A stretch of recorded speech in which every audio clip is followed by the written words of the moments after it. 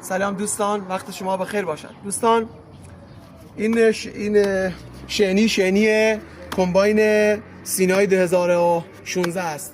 دوستان عزیز، این شینی بکسلاش پاره شده دیگه، تعمیر نمیشه تو مناطق ما، اصلا هیچ جای دنیا تعمیر نمیشن اینا. امروز تصمیم گرفتم که تعمیرش کنم. این نوچ مته را روی بکس 8 جوش دادم. توجه کنید دوستان.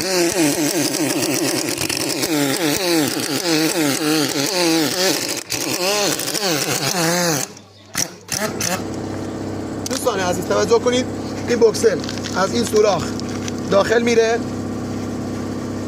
از اینجا بیرون میاد، تو همین مسیر تا آخر میره، کامل میره، تو این مسیر طرفی هم کامل تا آخر میره به جای بکسل. دیگه نمیخواد شنیاتونو عوض کنید. سپاسگزارم. تانگوی بزرگ.